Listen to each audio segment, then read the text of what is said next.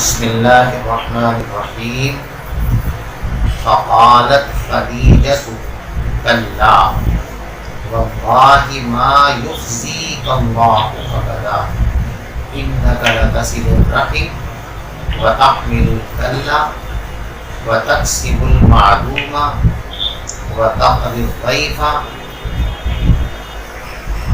وتعین علی نوائب الحق فانطلقت به خدیجة حتى أتت به ورقة بن نوفل بن أسد بن عبد العزى ابن عم خدیجة وكان امرأ تنصر في الجاهلية وكان يكتب الكتاب العبرانية فيكتب من الإنجيل بالعبرانية ما شاء الله أن يكتب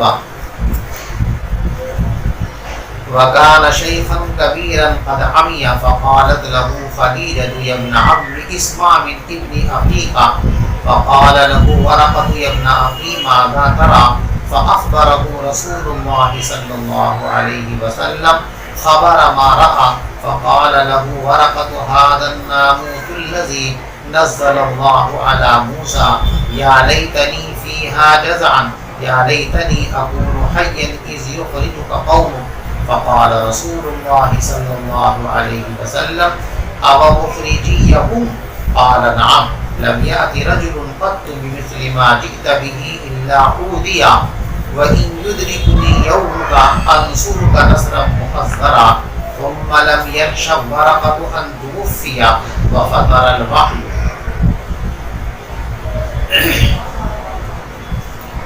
دیکھیے حضرت خدیجہ رضی اللہ تعالی عنہا کے پاس آ کر حضرت نبی پاک صلی اللہ علیہ وسلم نے جب پہلی وحی کے حالات اور کارگزاری بیان فرمائی اور اپنے اندیشے اور اپنے خیالات کا ذکر کیا، جس میں یہ بات تھی لقد خشیت علی نفسی، کہ مجھے ایسا ڈر لگ رہا ہے کہ شاید میری جان چلی جائے. تو یہ حضرت خدیجہ رضی اللہ تعالی عنہا کا کمال ہے. عموماً ایسے موقعوں پر کم سمجھ عورتیں رونے میں، چلانے میں، گھبراہٹ میں مبتلا ہو جاتی ہیں، جس کے نتیجے میں پریشان شوہر کی پریشانیوں اور گھبراہٹ میں اور زیادہ اضافہ ہو جاتا ہے.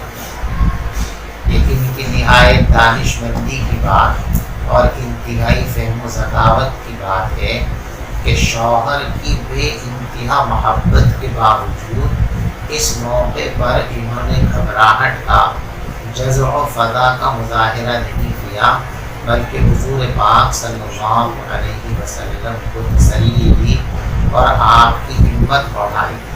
اور یہی اصل طریقہ ہے. کسی خوف زدہ کے سامنے آپ بھی خائف ہو جائیں، گھبرانے لگیں، تو اس کے خوف میں اضافہ ہوگا، اور جن چیزوں کا اسے اندیشہ ہے اب وہ ان چیزوں کو یقینی سمجھنے لگے گا. اس لیے کسی بھی خوف زدہ کے سامنے، کسی اندیشوں میں مبتلا کے سامنے، گھبراہٹ کا شکار کسی بھی شخص کے سامنے آپ خود بھی گھبرانے لگیں، رونے والے کے ساتھ آپ بھی رونا شروع کر دیں، یہ دانش مندی کی بات نہیں، نہ سمجھیں. سمجھداری کا تقاضا یہ ہے کہ اس وقت آپ خود پر قابو رکھیں اور اس کی گھبراہٹ کو کم کرنے کے لیے اس کو تسلی دیں. حضرت خدیجہ رضی اللہ تعالی عنہا نے یہی عمل فرمایا کہ کسی گھبراہٹ کا، پریشانی کا مظاہرہ نبی پاک صلی اللہ علیہ وسلم کے سامنے نہیں فرمایا، بلکہ نہایت ہمت و استقلال کے ساتھ نبی پاک صلی اللہ علیہ وسلم کی ہمت بڑھائی اور ان کو تسلی دی اور فرمایا کلا، ہرگز ہرگز ایسا نہیں ہو سکتا. واللہ لا یخزیک اللہ ابدا، میں اللہ کی قسم کھا کر کہتی ہوں کہ اللہ آپ کو رسوا نہیں کر سکتے. دیکھو یہاں اندیشہ ظاہر کیا نبی پاک صلی اللہ علیہ وسلم نے موت کا، تو یوں تو نہیں کہہ سکتی تھی کہ آپ کو موت نہیں آ سکتی. اس لیے کہ موت تو ہر انسان کو آنی ہے اور اس کا ایک وقت متعین، چاہے وہ پیغمبر ہو، ولی ہو، کل نفس ذائقۃ الموت، ہر شخص کو آئے گی۔ لیکن کبھی کبھی ایسا ہوتا ہے کہ موت سے پہلے انسان کے حالات دیگر ہو جاتے ہیں، اور وہ کبھی کبھی ایسے حالات کا شکار ہو جاتا ہے کہ لوگوں کو منہ دکھانے کے لائق بھی نہیں ہوتا۔ اس کی نفی فرمائی کہ موت تو بڑی بات ہے، اللہ تبارک و تعالیٰ آپ کو رسوا بھی نہیں فرمائے۔ آپ کے حالات میں کوئی ایسی صورت پیدا نہیں ہوگی جس کی وجہ سے آپ ذلت محسوس کریں، رسوائی محسوس کریں، بیچارگی محسوس کریں، یا آپ کو کسی طرح کی ندامت اور شرمندگی ہو۔ ایسا نہیں ہو سکتا۔ کیوں نہیں ہو سکتا؟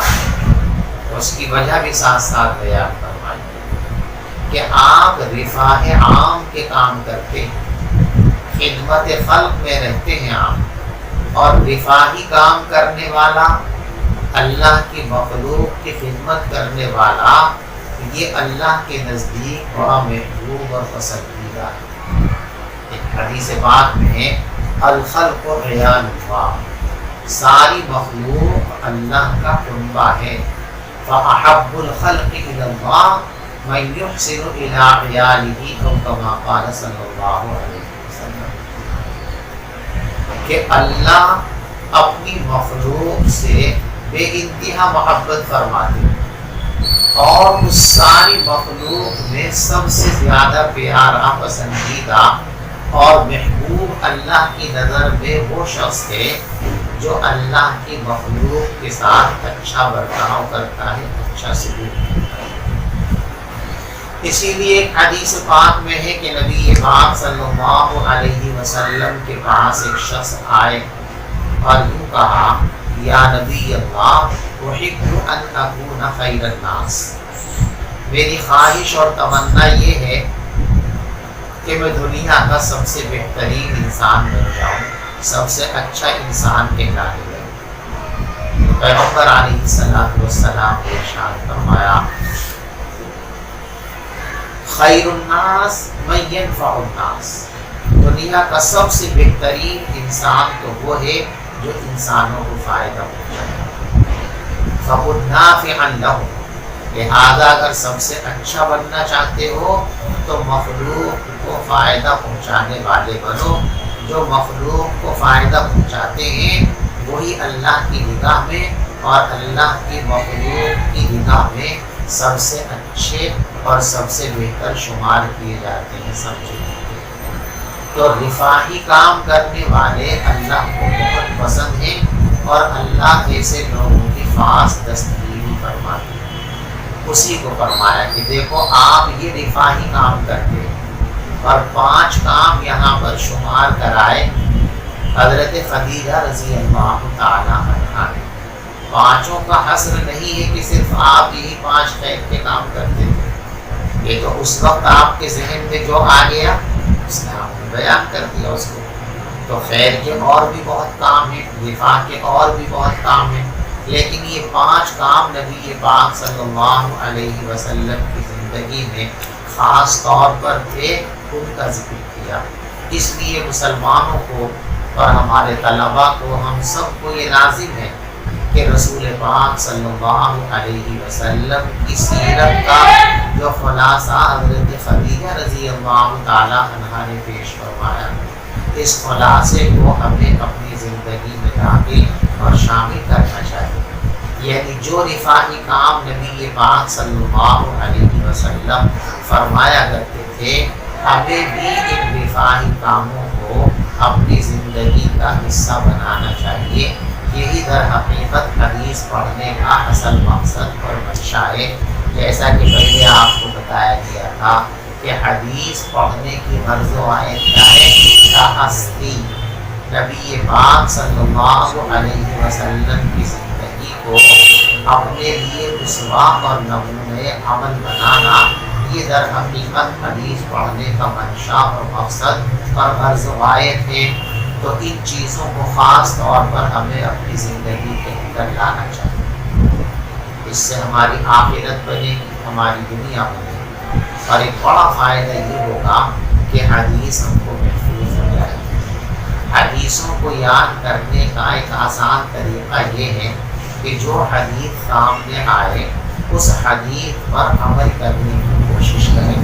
جو چیز عمل میں آ گئی اس کے فراموش ہونے اور بھول جانے کی صلاحیت ہوتا ہے۔ چنانچہ بعض روایتوں میں ہے کہ حضرت امام احمد بن حنبل رحمۃ اللہ علیہ سے ان کے کسی معتقد نے یہ سوال کیا تھا کہ حضرت اتنی ساری حدیثیں آپ نے کس طرح یاد فرمائی، اسے آپ کو محفوظ ہو گئی ساری حدیثیں؟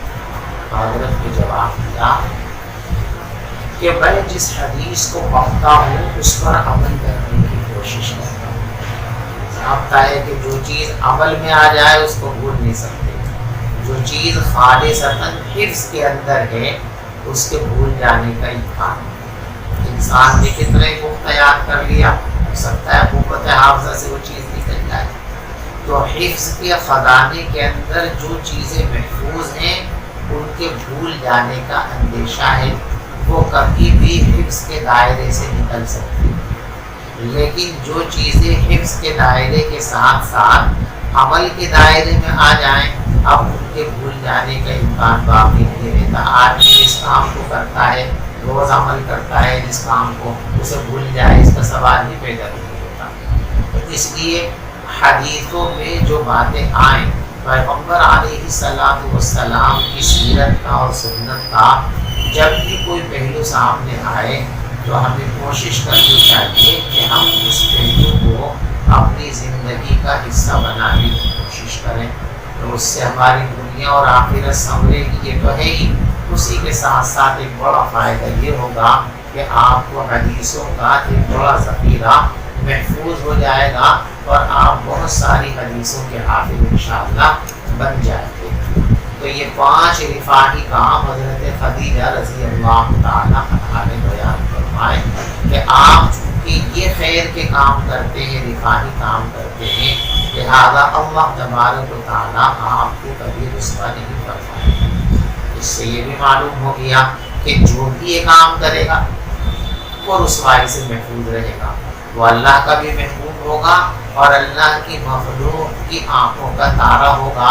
سب اس کی عزت کریں گے، کوئی اس سے نفرت نہیں کرے گا، کوئی اس کی تحقیر نہیں کرے گا۔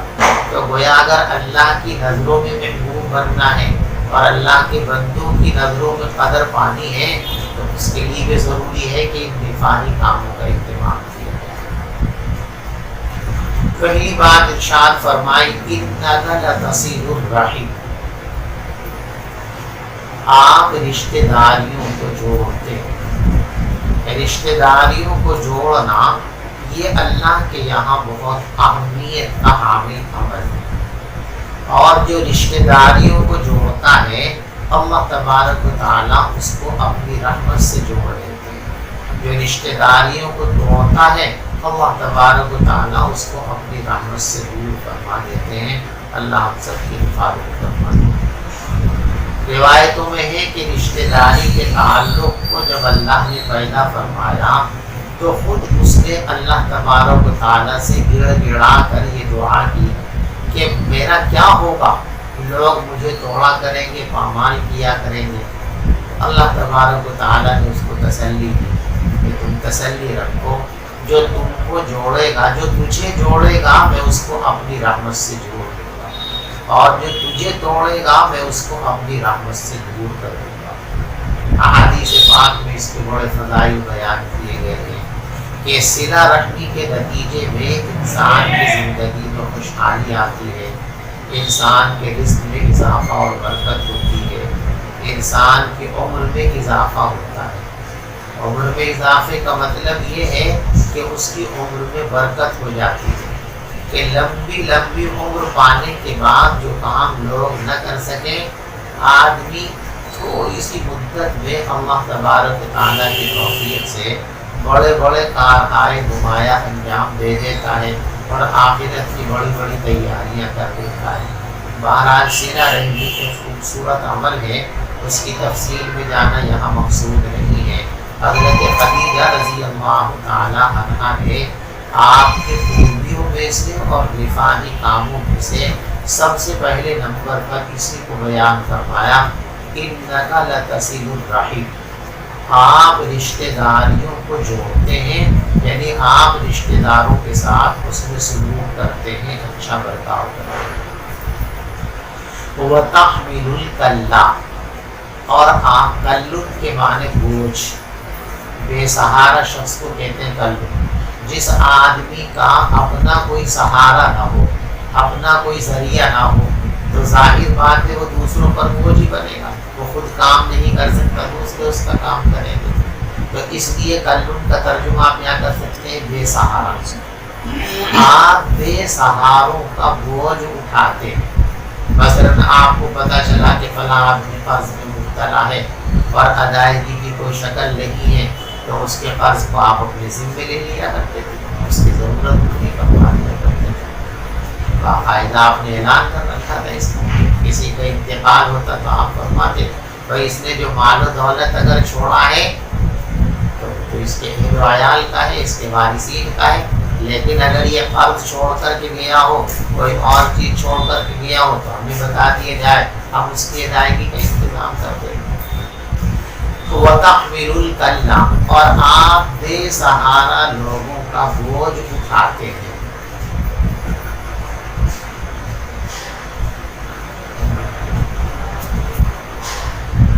وَتَكْسِبُ الْمَعْدُومَ، یہ تکسیبو اور تکسیبو دونوں طریقے سے اس کو پڑھا گیا ہے۔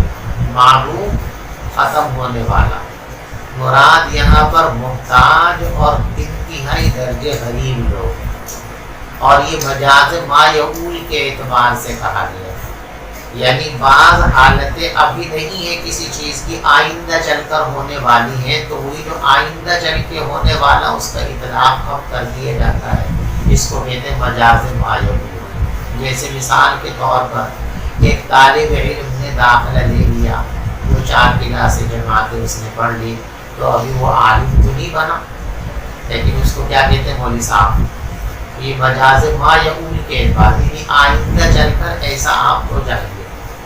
تو معدوم جو مٹ گیا ہو، مر گیا ہو، فنا ہو گیا ہو، مراد اس سے انتہا درجے غریب اور فقیر اور نادار لوگ ہیں، کہ جب وہ اتنے نادار ہیں کہ اپنی زندگی کو بچانے کے لیے ان کے پاس سہارا نہیں ہے، اب اگرچہ ان کو سانسیں آ رہی ہیں، اب وہ زندہ ہیں، لیکن یہی حالت رہی تو مر ہی جائیں گے کچھ دیر میں یا کچھ دنوں میں۔ تو مجاز ما یعول کے اعتبار سے کہہ دیا کہ معدوم مراد اس سے غربا اور مساکین، کہ آپ جو کماتے ہیں، دیکھو دنیا میں ہر شخص کماتا ہے، لیکن کمانے والوں میں فرق مراتب، کچھ لوگ دنیا میں اپنے لیے کماتے ہیں اور کچھ لوگ صرف اپنے لیے نہیں کماتے، بلکہ ان کے پیش نظر اللہ کا دین اور اللہ کی مخلوق ہوتی ہے، کہ وہ اپنے ساتھ ساتھ پوری مخلوق کا خیال رکھتے ہیں، اللہ کی ساری مخلوق کا دھیان رکھتے ہیں، سارے انسانوں کا دھیان رکھتے ہیں۔ تو نبی پاک علیہ السلام نے تجارت بھی کی ہے، کاروبار کیا ہے، لیکن آپ کی تجارت صرف اپنی ضرورتوں کو پورا کرنے کے لیے نہیں تھی، اپنے حوائج اور مقاصد کی تکمیل کے لیے نہیں تھی، بلکہ آپ کے پیش نظر اللہ کے وہ بندے جو نادار ہیں، بے سہارا ہیں، مخلوق الحال ہیں، مفلسی میں بسر زندگی کر رہے ہیں، ایسے لوگوں کی ضرورتوں کو پورا کرنا، یہ نبی پاک صلی اللہ علیہ وسلم کی تجارت کا اور آپ کے کاروبار کا مقصد تھا۔ وَتَكْسِبُ الْمَعْدُومَ، دیکھو بعض لوگوں نے خاص طور سے علامہ خطابی رحمۃ اللہ علیہ، جو امام ابو داود رحمۃ اللہ علیہ کے متعلقین میں سے ہیں، انہوں نے ابو داود شریف کی شرح بھی لکھی ہے معالم السنن، وہ فرماتے ہیں کہ یہ لفظ معدوم نہیں بلکہ معدم، کہتے ہیں معدوم کے یہاں کوئی معنی نہیں بنتے، معدم اس میں فاعل کا صیغہ آدم یعدم اعدام، معدم ختم کرنے والا، یعنی غریب اس کو کہیں گے جو اپنے اثاثے کو ختم کر چکا، خود ختم ہونے والا، وہ تو جو ہے غریب نہیں ہوتا، تو کچھ بھی نہیں رہا، ناشے ہو گیا۔ تو وہ کہتے ہیں کہ معدوم کے یہاں معنی صحیح نہیں ہوں گے، بلکہ اس کو معدم پڑھا جائے تو یہ معنی درست اور صحیح ہو جائیں گے، اس لیے وہ کہتے ہیں کہ معلوم کو یہ کاتبین کی تصریف ہے، اصل لفظ ہے یہ معلوم، لیکن یہ بات بہت زیادہ صحیح ہے، اس لیے کہ اگر یہ لفظ صرف یہی ایک جگہ ہوتا تو ایسی صورت کے اندر جو ہے یہ امکان تھا تصریف ہو گئی ہو، کتابت میں غلطی ہو گئی، ایسا ہو گیا ہو، لیکن یہی الفاظ جو ہے کسی کتاب میں دیکھو حضرت صدیق اکبر رضی اللہ تعالیٰ عنہ ایک مرتبہ دل برداشتہ ہو کر مکہ چھوڑ کر جا رہے تھے، راستے میں ان کو ابن الدغینہ سے ملاقات ہو گئی، انہوں نے پوچھا کہاں جا رہے ہو؟ کہ مکے والے چونکہ چین سے زندگی بسر کرنے نہیں دے رہے اس لیے مکہ چھوڑ کر نہیں جا رہا ہوں۔ تو انہوں نے کہا کہ نہیں، آپ مکہ چھوڑ کر نہیں جائیں گے، اور آج سے آپ میری پناہ میں، میں اپنی پناہ میں لیتا ہوں اور مکے میں اعلان کرتا ہوں کہ کوئی آپ کو ستائے گا تو مجھ سے ٹکرائے گا، مجھ سے ٹکراؤ گا۔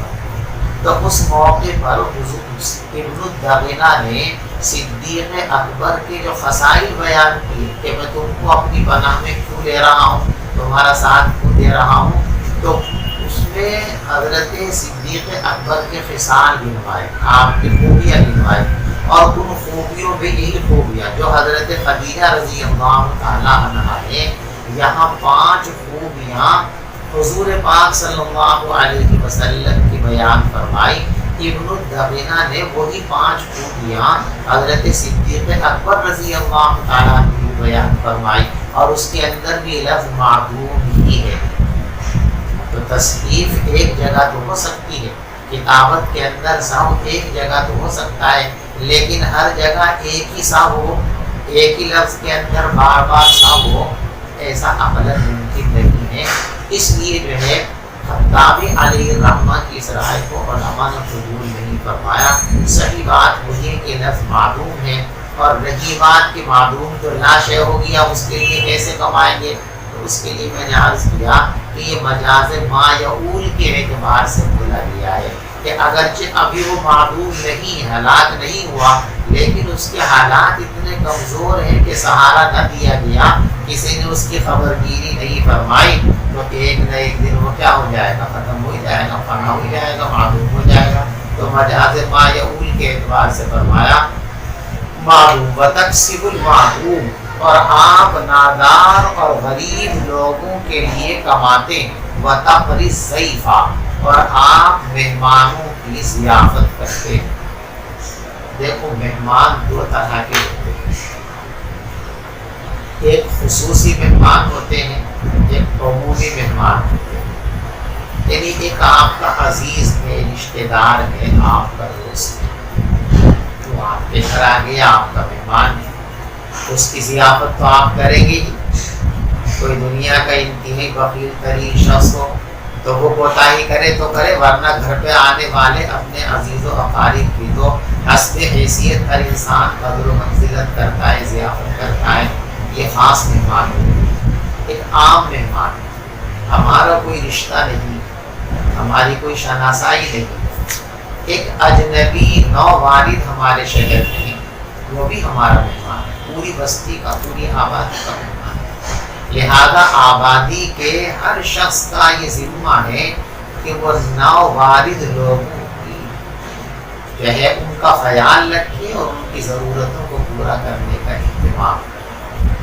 آج کے زمانے کے اندر تو یہ سلسلہ تقریباً جو ہے ختم سا ہو گیا ہے، اس لیے کہ ہر جگہ اب ہوٹل ہیں، کھانے پینے کے بھی ہوٹل ہیں، قیام کرنے کے بھی ہوٹل ہیں، تو آدمی کسی اجنبی شہر کے اندر جاتا ہے، نئی جگہ جاتا ہے، اور وہاں اس کا کوئی شناسہ نہیں ہوتا، تو سیدھا جا کے ہوٹل میں ٹھہرتا ہے، وہیں قیام کرتا ہے، وہی ہر چیز کھانے پینے کی اس کو حاضر ہوتی ہے تو اپنی ضرورتیں پوری کر لیتا ہے۔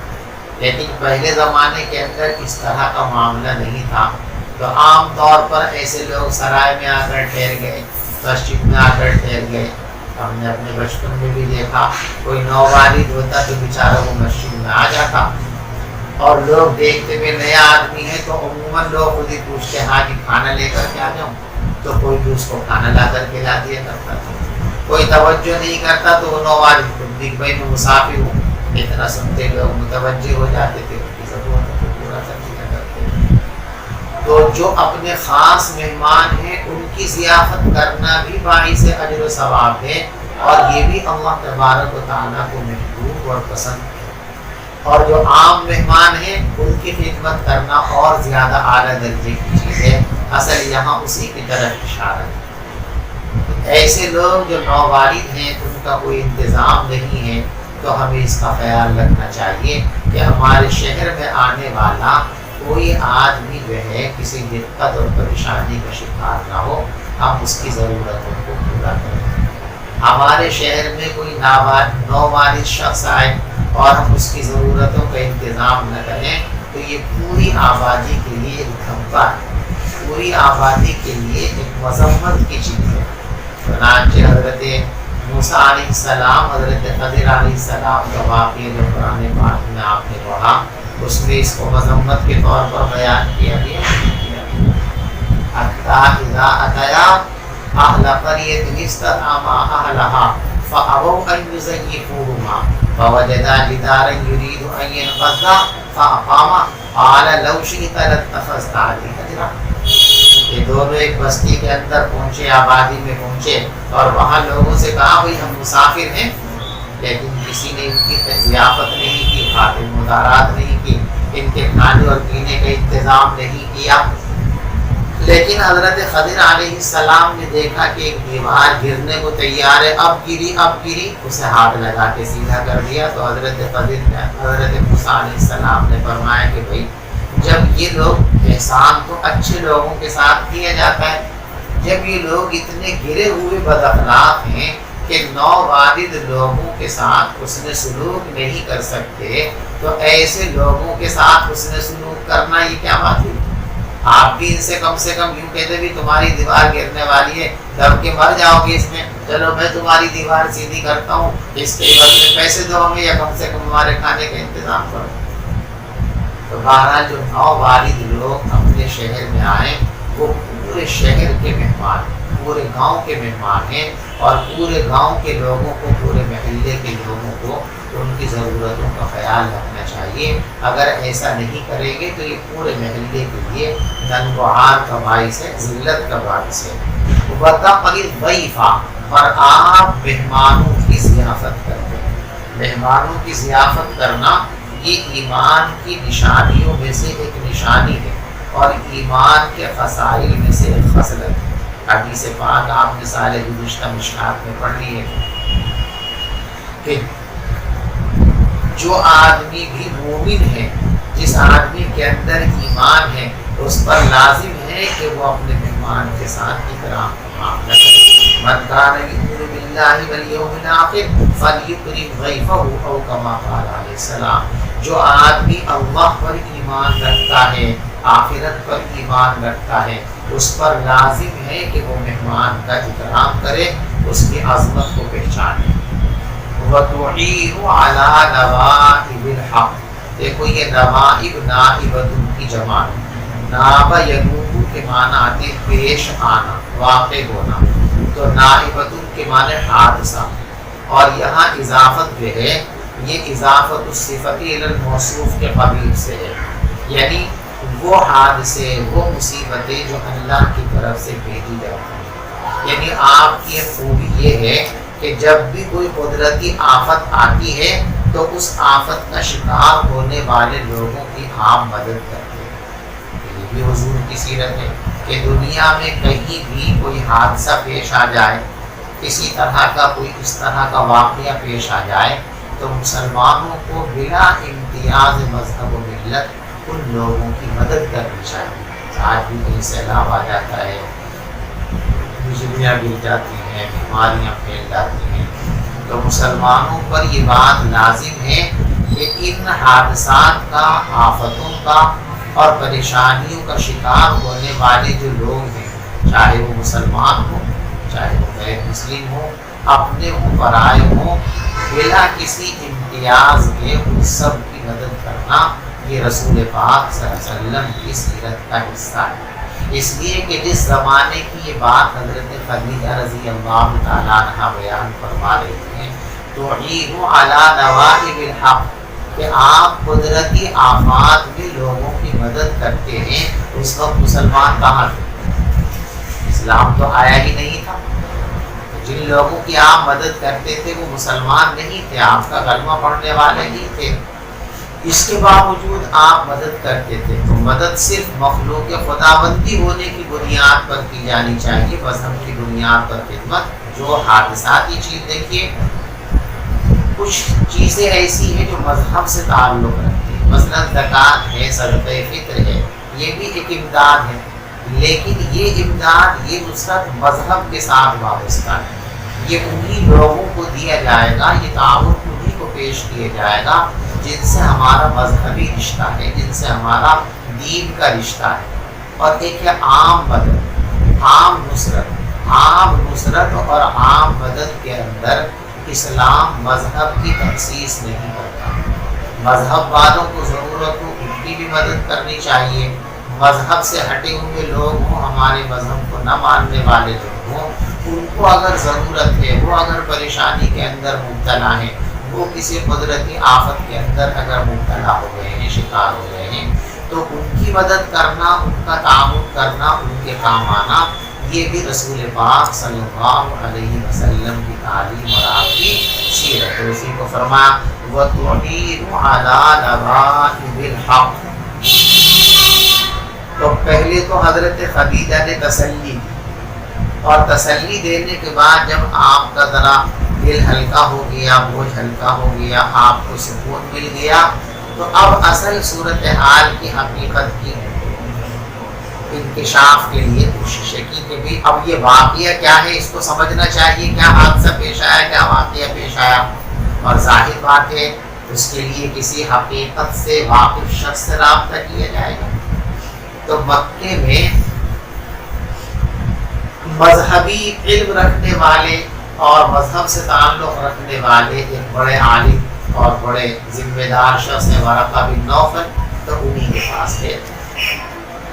دیکھو کل پرسوں جو آپ نے سوال کیا تھا تقلید کے متعلق، میں نے بتایا کہ تقلید تو ایک فطری اور نیچر چیز ہے. آدمی جب کسی چیز کو نہیں جانتا اور اس کو جان بھی نہیں سکتا تو لا محالہ اس کا ایک ہی راستہ ہے کہ وہ جاننے والے سے رابطہ قائم کرے اور وہ جو بتا دے اس کو مان لے، اس پر عمل کر لے. اسی کا نام تقلید ہے. تو حضرت خدیجہ خود بھی اس حقیقت کو نہیں جانتی، حضور پاک صلی اللہ علیہ وسلم کا بھی اس سے پہلے اس سے واسطہ پیش نہیں آیا تھا. تو کس کے پاس گئے؟ جو جاننے والے تھے ان کے پاس گئے. معلوم ہوا کہ نہ جاننے کی صورت میں جاننے والوں سے رابطہ کرنا یہ ایک فطری تقاضا ہے. تو یہ اسی فطری تقاضے کے مطابق حضرت خدیجہ رضی اللہ تعالیٰ عنہ حضور پاک صلی اللہ علیہ وسلم کو اپنے ساتھ لے کر کے چلی ہیں حضرت ورقہ بن نوفل کے پاس. فانطلقت به خدیجة حتى أتت به ورقة بن نوفل ابن اسد ابن عبد العزى. بس خدیجہ آپ کو لے گئی یہاں تک کہ لے آئی آپ کو ورقہ بن نوفل کے پاس، جو حضرت خدیجہ رضی اللہ تعالی عنہ کے چچیرے بھائی. وکان ابن تنصر. دیکھو مکے میں رہتے تھے ورقہ، مذہبی ذہن تھا، رجحان تھا، اس لیے مذاہب کی تحقیق میں لگے رہتے تھے. ان کی تحقیق کے نتیجے میں ان کو معلوم ہوا کہ اس زمانے کے اندر عیسائی مذہب نصرانی مذہب حق مذہب ہے. لہذا انہوں نے اس کی حقانیت کو جانتے ہوئے اس کو قبول کر لیا اور قبول کرنے کے ساتھ ساتھ اس کی اشاعت میں لگے. اس سے یہ بھی سبق ملتا ہے کہ دین کو سیکھ لینے کے بعد پہلی اور بنیادی ذمہ داری یہ ہے کہ عمل کے ساتھ ساتھ اس کی اشاعت کا بھی اہتمام ہونا چاہیے. اللہ ہم سب کو اس کی توفیق عطا فرمائے. دین سیکھ لیا اور اس پر عمل کر لیا یہ کمال نہیں، خیر تو ہے، خوبی تو ہے. آدمی دین کو سیکھ لے اور اس پر عمل کر لے یہ بڑی خیر ہے، لیکن خیر کامل نہیں. کمال کے لیے ضروری ہے، کامل درجہ یہ ہے کہ خیر کو جاننے کے بعد خود اپنی زندگی میں اس کو لے آئے اور دوسروں کی زندگی میں داخل کرنے کی بھرپور کوشش کرے۔ ورقہ بن نوفل نے اپنی تحقیق کے مطابق جب یہ پایا کہ عیسائی مذہب اس زمانے کے اندر مذہب برحق ہے تو اسے قبول کر لیا، اور قبول کرنے کے بعد بس اس پر عمل کرنے کے لیے نہیں بیٹھے بلکہ اس کی نشر و اشاعت میں لگے۔ چنانچہ اس کا ترجمہ عربی زبان کے اندر کرتے تھے اور پھر لوگوں کو اس کو سناتے تھے، بتاتے تھے، تقسیم کرتے تھے تاکہ لوگ اس حق کو پہچانیں اور اس کو اختیار کرنے کی کوشش کریں۔ وَكَانَ إِبْرَهُ تَنَصَّرَ فِي الْجَاهِلِيَّةِ، اور یہ ایسے شخص تھے جو زمانے جاہلیت میں نصرانی ہو گئے تھے، یعنی بت پرستی سے نفرت کرتے ہوئے اس زمانے میں جو دین تھا اس دین کو قبول کر لیا۔ وَكَانَ يَكْتُبُ الْكِتَابَ الْعِبْرَانِيَّ، اور یہ عبرانی زبان لکھا کرتے تھے۔ فَيَكْتُبُ مِنَ الْإِنْجِيلِ بِالْعِبْرَانِيَّةِ، بس یہ انجیل کی عبارتوں کو عبرانی میں لکھتے تھے، یعنی پہلے سریانی زبان سے عبرانی میں ترجمہ کرتے تھے اور عبرانی سے عربی زبان کے اندر ترجمہ کرتے تھے۔ ما شاء اللہ ان یکتب، جتنا بھی اللہ لکھوانا چاہتے تھے۔ وکان شیخا کبیرا قد عمی، اور یہ عمر رسیدہ تھے اور طول عمر کی وجہ سے نابینا ہو گئے تھے۔ لمبی عمر تھی اور آدمی کی عمر جب بڑھ جاتی ہے تو طول عمر کے ساتھ ساتھ اس کے سارے قوا کمزور ہو جاتے ہیں، اور کبھی کبھی ایسا مرحلہ بھی آتا ہے کہ ضعف کی وجہ سے، طول عمر کی وجہ سے بہت سارے قوا کام کرنا بند کر دیتے ہیں۔ کبھی سماعت کام کرنا بند کر دیتی ہے، کبھی بصارت کام کرنا بند کر دیتی ہے، کبھی انسان کے ہاتھ پاؤں کام کرنا بند کر دیتے ہیں، چلنے پھرنے سے عاری ہو جاتا ہے۔ تو ان کی بھی قوت بصارت جو ہے وہ بڑھاپے کی وجہ سے جواب دے گی کہ قد عمیہ، یہ نابینا ہو گئے تھے، اندھے ہو گئے تھے۔ فقالت لہو خدیجہ یبن عمی، تو ان سے حضرت خدیجہ نے فرمایا یبن عمی، اے میرے چچیرے بھائی، اسمع من ابن اخیک، ذرا اپنے بھتیجے کی بات کو سنو۔ فقال لہو ورقۃ یبن اخی ماذا تری، تو ورقہ نے حضرت محمد مصطفیٰ صلی اللہ علیہ وسلم سے کہا، اے بھتیجے ماذا تری، کیا دیکھا آپ نے؟ فاخبرہ رسول اللہ، تو رسول پاک صلی اللہ علیہ وسلم نے بتا دیا ان کو وہ پورا قصہ جو آپ نے دیکھا تھا، کہ کس طرح وہ غار حرا کے اندر بیٹھے ہوئے تھے اور کیسے وہ باہر نکلے تو اچانک فرشتہ سامنے آ گیا اور اس نے کہا پڑھو، اور میں نے کہا پڑھ نہیں سکتا تو مجھے سینے سے لگایا، پیچھا بھی چھوڑا، پورا تفصیل سے وہ واقعہ ورقہ بن نوفل کو آپ نے بتا دیا۔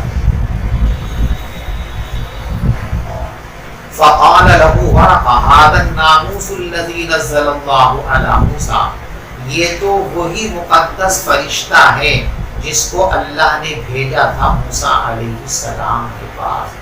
دیکھو ناموس کے معنی آتے ہیں خبریں لانے والا، اور اسی کے ہم معنی ہے جاسوس، مخفی اور چھپی ہوئی خبروں کو لے کر آنے والا۔ بس فرق دونوں کے اندر یہ ہے کہ ناموس کا تعلق خیر سے ہے اور جاسوس کا تعلق شر سے ہے۔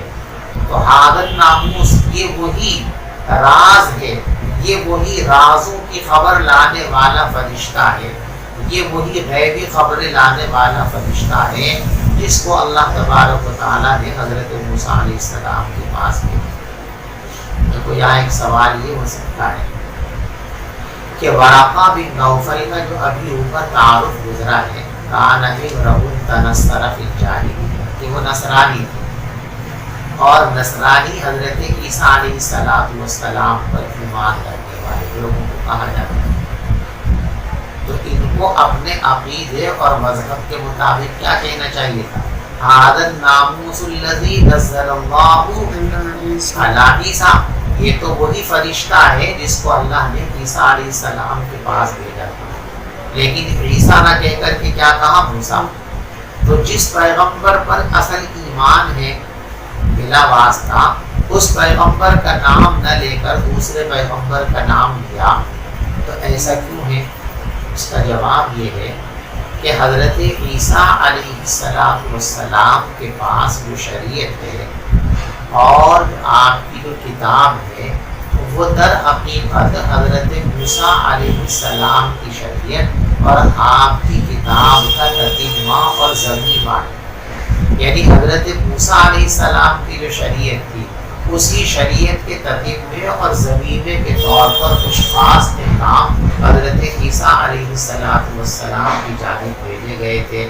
تو گویا کہ اصل شریعت موسوی ہی ہے اور شریعت عیسوی اس کا تتمہ اور اس کا ضمیمہ ہے، اور ذکر اصل کا کیا جاتا ہے، تتمے اور ضمیمے کا نہیں کیا جاتا۔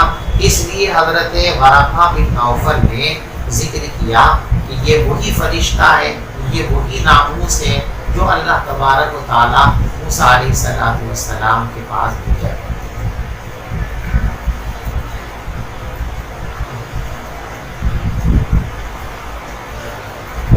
یا لیتنی فیہا جزعن، کاش کہ میں اس زمانے میں جوان ہوتا۔ یا لیتنی اکون حیا، یعنی جب آپ کی نبوت کا سلسلہ شروع ہوگا، آپ کی دعوت کا سلسلہ شروع ہوگا، تو اگر میں اس وقت تنومند ہوتا، طاقتور ہوتا، جزم کہتے ہیں پٹھے کو، نوجوان کو، تو کاش میری نوجوانی کا عالم ہوتا اور اس وقت آپ کی نبوت کا اعلان ہوتا۔ تو جوانی کا زمانہ چونکہ مضبوط زمانہ ہے، اس میں کچھ کرنے گزرنے کا موقع ہوتا ہے، تو میں اس موقع پر آپ کی دعوت میں آپ کا جو ہے معاون بنتا اور میں آپ کے ساتھ رہتا اور میں ہر طریقے سے اس دعوت میں اپنی خدمات کو پیش کرتا، لیکن کیا تو بڑا ہو گیا ہوں، میرے سے کچھ ہو نہیں پاتا۔ یا لیتنی، کاش کہ میں اس وقت جوان ہوتا، یا لیتنی، کاش کہ میں زندہ رہوں اس وقت جب آپ کے قوم آپ کو نکالے گی۔ جب یہ خبر انہوں نے دی کہ ایک وقت وہ بھی آئے گا جب آپ کو آپ کی قوم مکے سے نکلنے پر مجبور کر دے گی، تو یہ سن کر آپ کو تعجب ہوا، اچنبھا ہوا کہ ایسا کیسے ہو جائے۔ آدمی نکالتا اس کو ہے جس سے نفرت ہو، جو نظروں کے اندر ذلیل و حقیر ہو، جس سے لوگ محبت کرتے ہوں، جو سارے لوگوں کی آنکھوں کا تارا ہو، اسے کیسے نکال دیا جائے۔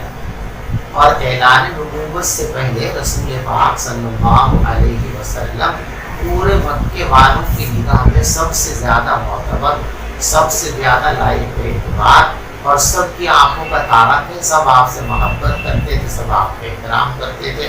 آپ کی سیرت اور آپ کے کردار کا سارے لوگوں پر اتنا اثر تھا کہ سب آپ کو صادق اور امین کہا کرتے تھے۔ تو جسے صادق اور امین کہتے ہیں اس کو تو سب روکیں گے، سینے سے لگائیں گے، بھگائیں گے۔